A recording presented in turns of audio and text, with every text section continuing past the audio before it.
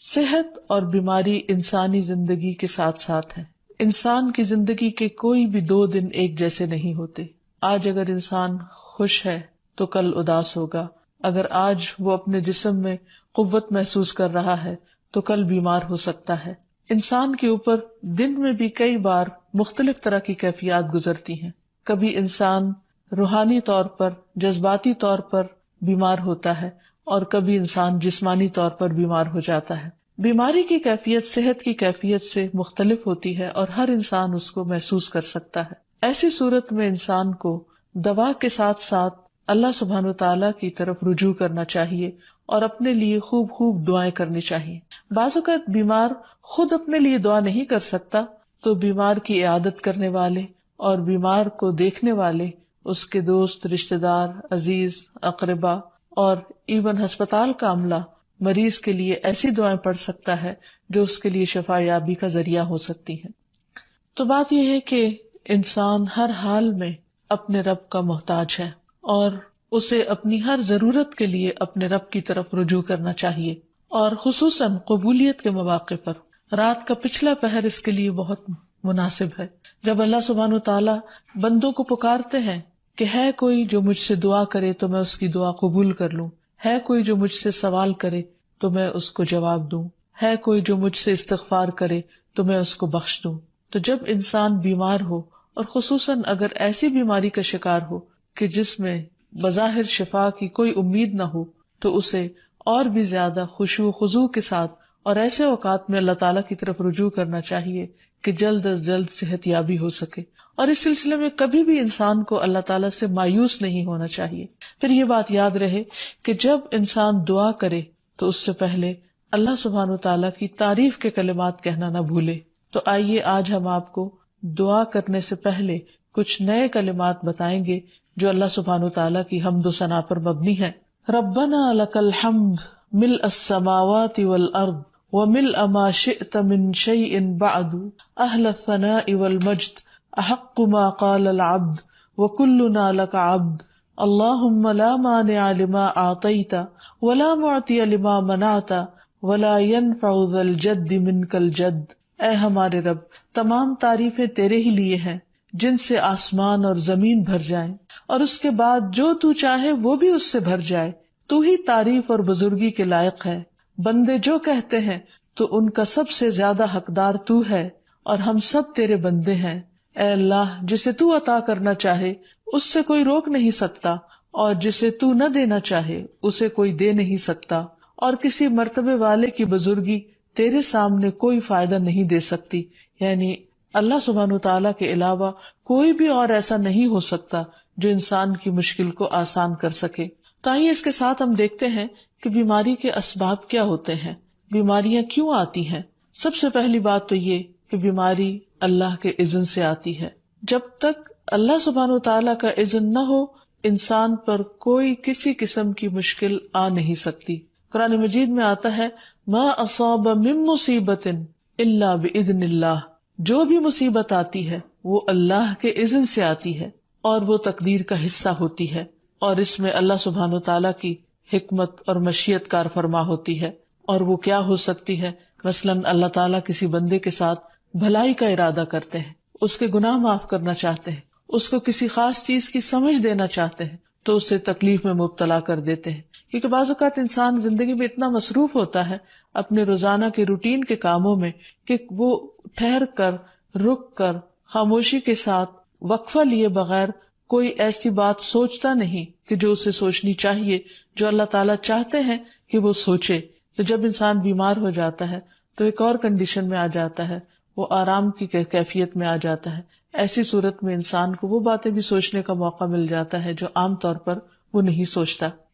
پھر اسی طرح ہمیں ہمارا دین یہ بھی بتاتا ہے کہ بعض اوقات انسان پر بیماری یا کوئی بھی تکلیف اس کے اپنے ہاتھوں کی کمائی سے آتی ہے، یعنی اس کا اپنا کوئی گناہ یا قصور ہوتا ہے جس کی بنا پر اسے وہ تکلیف پہنچتی ہے. قرآن مجید میں آتا ہے وَمَا أَصَابَكُم مِّن مُّصِيبَةٍ فَبِمَا كَسَبَتْ أَيْدِيكُمْ وَيَعْفُو عَن كَثِيرٍ. اور تمہیں جو بھی مصیبت پہنچی تو وہ اس وجہ سے ہے جو تمہارے ہاتھوں نے کمایا، اور وہ بہت سی چیزوں سے درگزر کر جاتا ہے. اسی طرح بعض اوقات انسان کی بیماریاں اس کے کسی گناہ کا نتیجہ ہوتی ہیں۔ عمر رضی اللہ عنہ نے جب عباس رضی اللہ عنہ سے بارش کی دعا کرنے کے لیے کہا تو انہوں نے کہا، اے اللہ، بے شک مصیبتیں گناہوں کی وجہ سے ہی نازل ہوتی ہیں اور انہیں صرف توبہ ہٹا سکتی ہے۔ پھر اسی طرح ایک اور روایت میں آتا ہے، رسول اللہ صلی اللہ علیہ وسلم نے فرمایا، جب بھی کسی رگ یا آنکھ کو نقصان پہنچتا ہے تو وہ کسی نہ کسی گناہ کی وجہ سے ہوتا ہے،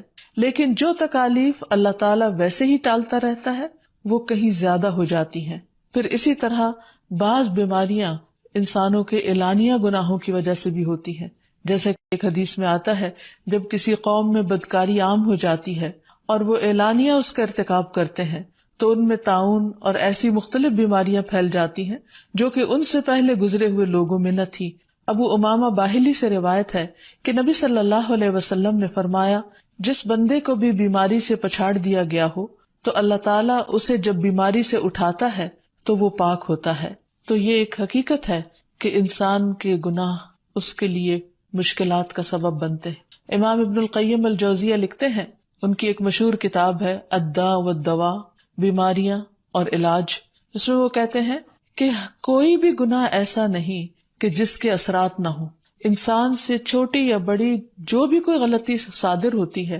اس کے نتیجے میں کچھ نہ کچھ اثرات اس کی زندگی پر ضرور پڑتے ہیں۔ ہاں، اگر اللہ تعالیٰ معاف کر دے تو وہ اور بات ہے، ورنہ ہر گناہ کی ایک تاثیر ہوتی ہے، اور ان تاثیرات میں سے ایک چیز یہ ہے کہ انسان مختلف قسم کی بیماریوں میں مبتلا ہو جاتا ہے۔ اسی لیے ہم دیکھتے ہیں کہ جب انسان بیماری میں مبتلا ہوتا ہے تو اللہ تعالیٰ اس بیماری کو اس کے گناہوں کا کفارہ بنا دیتے ہیں۔ جیسے حدیث میں آتا ہے کہ جس مسلمان کو کانٹا چبھے یا اس سے زیادہ کوئی تکلیف پہنچتی ہے تو اللہ تعالیٰ اس کے ذریعے اس کے گناہوں کو اس طرح دور کر دیتا ہے جس طرح درخت سے اس کے پتے جھڑتے ہیں۔ تو اس سے ہمیں یہ پتہ چلتا ہے کہ بیماریوں کے آنے کے مختلف اسباب ہوتے ہیں۔ بیماری بہرحال جس بھی وجہ سے آئے، لیکن اصل چیز دیکھنے کی یہ ہے کہ مومن کا رویہ کیا ہے۔ مومن کو اگر کوئی کانٹا بھی چبھتا ہے تو وہ اس پر صبر کرتا ہے۔ اس لیے بیماری یا تکلیف کے آنے پر انسان کو اللہ سے راضی رہنا چاہیے، شکوہ نہیں کرنا چاہیے،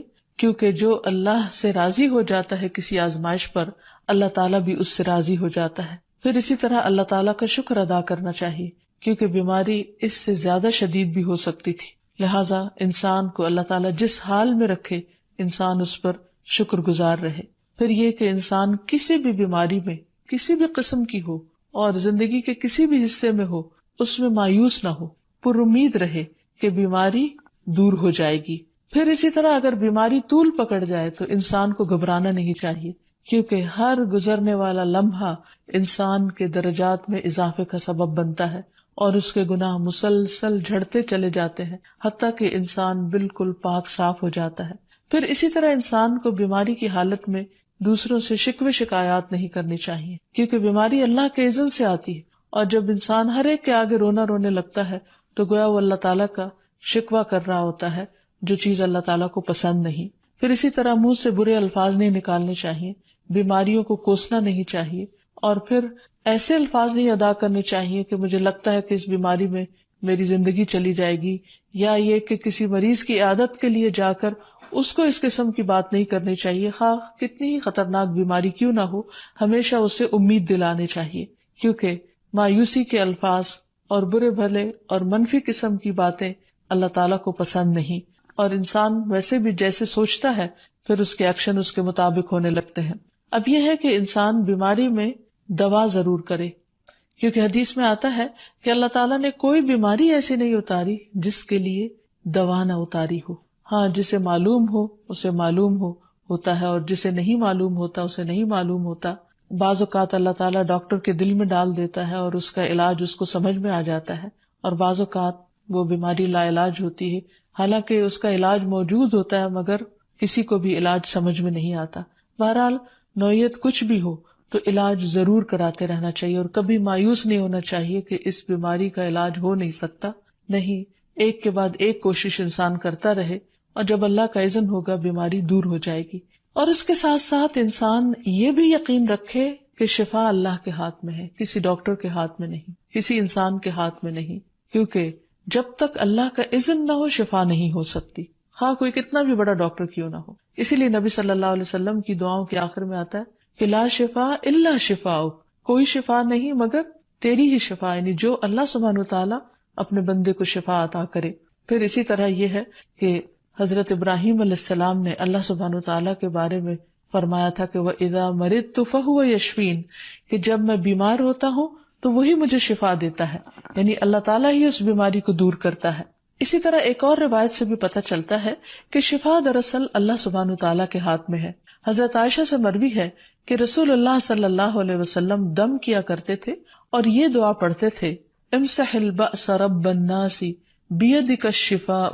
لا یکشف الکرب الا انت، اے لوگوں کے رب تکلیف کو دور کر دے، تیرے ہی ہاتھ میں شفا ہے، تیرے سوا اس کو دور کرنے والا اور کوئی بھی نہیں۔ پھر اسی طرح انسان جب کسی بیمار کی عیادت کے لیے جائے تو اس پر بھی دعا پڑھے اور اس کے لیے دعا کرے۔ رسول اللہ صلی اللہ علیہ وسلم نے فرمایا، جو مسلمان کسی ایسے بیمار کی عیادت کے لیے اس کے پاس آئے جس کی موت کا وقت قریب نہ آیا ہو اور 7 مرتبہ یہ پڑھے، اسأل اللہ العظیم رب العرش العظیم ان یشفی فلانا من وجعہ، میں اس عظمت والے اللہ سے سوال کرتا ہوں جو عرش عظیم کا رب ہے کہ فلاں کو اس کی تکلیف سے شفا عطا فرمائے، تو اللہ عز و جل اسے شفا عطا فرما دیتا ہے۔ اور پھر ہم دیکھتے ہیں کہ تمام انبیاء اپنی بیماریوں میں، تکلیفوں میں اللہ تعالیٰ کو پکارتے تھے، جیسا کہ ایوب علیہ السلام کی دعا قرآن مجید میں آتی ہے۔ اور ایوب جب اس نے اپنے رب کو پکارا کہ بے شک مجھے تکلیف پہنچی ہے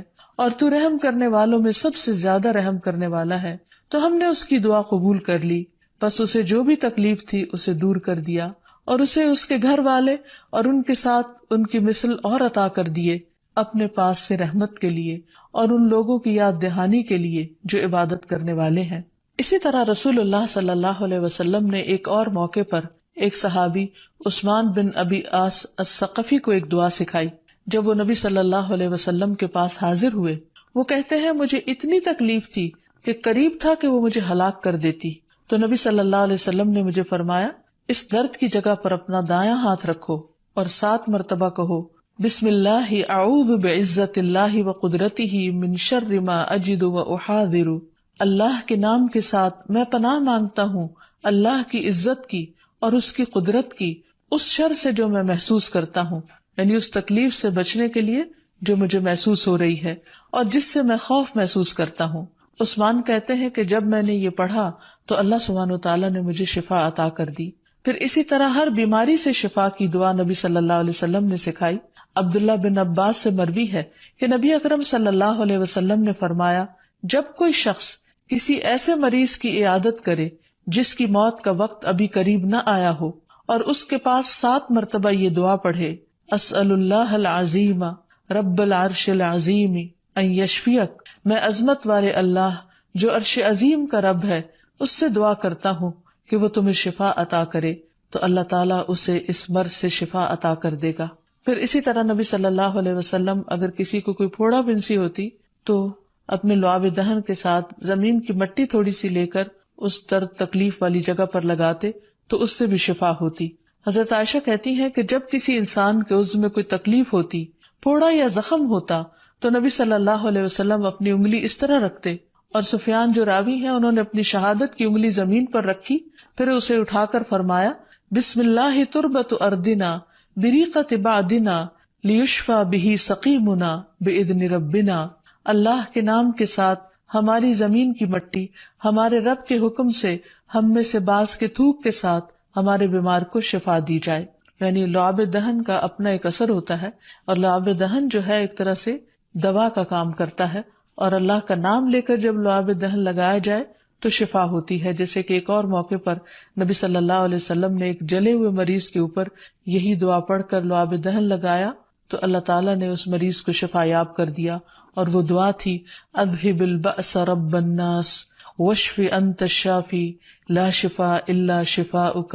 شفاء لا یغادر سقما۔ پھر اسی طرح ایک موقع پر ایک قبیلے کے سردار کو جب بچھو نے کاٹ لیا اور اس کے جسم میں زہر پھیل گیا تو ایک صحابی نے سورۃ الفاتحہ پڑھ کر اس پر دم کیا تو اس سے اس کو شفا ہو گئی، اور یہ بات جب نبی صلی اللہ علیہ وسلم کو بتائی گئی تو آپ اس پر خوش ہوئے۔ اور سورۃ فاتحہ سب لوگوں کو آتی ہے، اسی لیے اس کا نام سورۃ الشفا بھی ہے، کیونکہ یہ بیماری میں بطور علاج پڑھی جاتی ہے مریض پر. مریض خود بھی پڑھ سکتا ہے اور اس کے اٹینڈنٹس بھی اس پر پڑھ سکتے ہیں. حضرت علی رضی اللہ تعالیٰ عنہ کہتے ہیں کہ نبی صلی اللہ علیہ وسلم کو بچھو نے ڈس لیا اور آپ نماز پڑھ رہے تھے. جب آپ نماز سے فارغ ہوئے تو آپ نے فرمایا اللہ تعالیٰ بچھو پر لعنت کرے، یہ نہ نمازی کو چھوڑتا ہے نہ کسی اور کو. پھر آپ نے پانی اور نمک منگوایا، آپ اس پر ملتے جا رہے تھے اور یہ صورتیں پڑھ رہے تھے، قل یا ایھا الکافرون وقل اعوذ برب الفلق اور قل اعوذ برب الناس. تو یہ بھی ایسے مواقع پر پڑھی جا سکتی ہیں. پھر اسی طرح یہ ہے کہ اگر کسی بھی دوا یا دعا سے مریض صحت یاب نہ ہو رہا ہو، اس کی تکلیف کم نہ ہو رہی ہو، تو بھی موت نہیں مانگنی چاہیے، کیونکہ مومن کے لیے زندگی ایک بہت بڑی نعمت ہے. وہ جس بھی حال میں گزرے، بہرحال وہ اسے آخرت کمانے کا ذریعہ بنا سکتا ہے. یعنی اگر وہ تکلیف میں اس کی زندگی گزر رہی ہے اور اس پر وہ صبر کر رہا ہے اور اللہ کو یاد کر رہا ہے، تو اس کے بے پناہ درجات بلند ہونے کا ذریعہ ہے. یعنی یہ بیماری اس کے لیے بلندی درجات کا ذریعہ بن جاتی ہے. اس لیے کبھی بھی موت نہیں مانگنی چاہیے. ہاں اگر تکلیف حد سے بڑھ جائے تو انسان یہ دعا مانگ سکتا ہے، اللہم احینی ما کانت الحیات خیرا لی وتوفنی اذا کانت الوفات خیرا لی. اے اللہ، جب تک میرے لیے زندگی بہتر ہو مجھے زندہ رکھ، اور جب میرے لیے وفات بہتر ہو تو مجھے وفات دے دے. تو اللہ تعالیٰ سے دعا ہے کہ اللہ تعالیٰ تمام بیماروں کو صحت اور شفا عطا فرمائے، اور ہمیں بیماری اور آزمائش کے موقع پر اپنی طرف رجوع کرنے کی توفیق دے، اور ہر طرح کے شرک اور ایسے کاموں سے بچائے جو اس کو ناراض کرنے والے. وآخر دعوانا ان الحمد للہ رب العالمین. السلام علیکم ورحمۃ اللہ وبرکاتہ.